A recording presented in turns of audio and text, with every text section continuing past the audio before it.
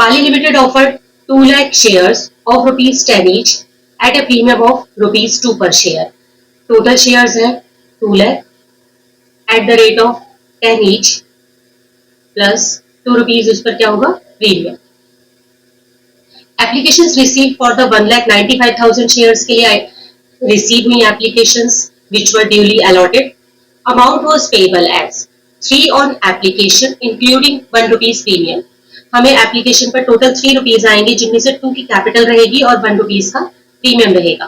Next 6 on allotment including 1 rupees premium. तो इसमें 5 rupees की हमारी कैपिटल है और 1 रुपीज का क्या है premium. And balance on call.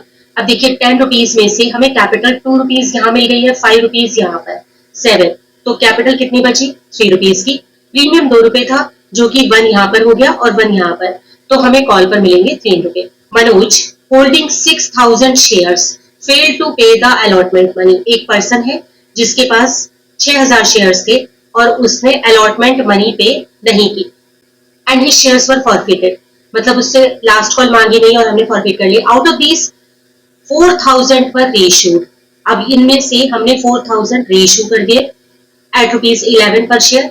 And amount of capital reserve is required. अब देखिए क्योंकि बच्चा ये एक ही नंबर का क्वेश्चन है तो इसमें आप सारी एंट्रीज वगैरह तो करके नहीं देखोगे. तो इसको हम कैसे सॉल्व करेंगे कि ये बहुत ही कम टाइम में हो जाए. कैपिटल रिजर्व हमारा क्या होता है.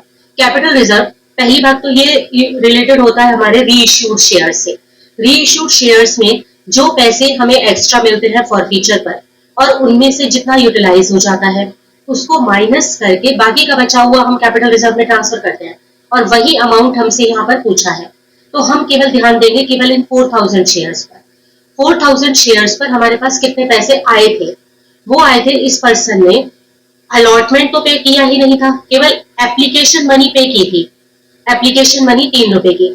उसमें से भी 1 रुपए तो प्रीमियम के थे, उन्हें भूल जाओ. कैपिटल के थे 2 रुपए.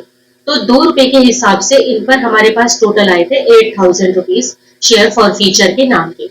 अब इसमें से हमने जब इन्हें रीइश्यू किया तो कितने यूटिलाइज किए. ये रीइश्यू हुए हैं 11 पर शेयर पर, मतलब प्रीमियम पर. 10 रुपए का शेयर था 11 में हुआ है तो प्रीमियम पर है. कोई डिस्काउंट ही नहीं था कि हम फॉर फ्यूचर अमाउंट को यूटिलाइज करें. तो हमारा ये पूरा का पूरा जो अमाउंट था शेयर फॉर फ्यूचर का वो जो हमें इन 4,000 शेयर्स पर रिसीव हुआ वो सारा का सारा हमारा कहां पर चला जाएगा कैपिटल रिजर्व में ट्रांसफर हो जाएगा. और हमसे यही तो पूछा है कि कैपिटल रिजर्व में कितना अमाउंट ट्रांसफर करोगे. तो this amount will be transferred to the capital reserve. Option C will be the answer.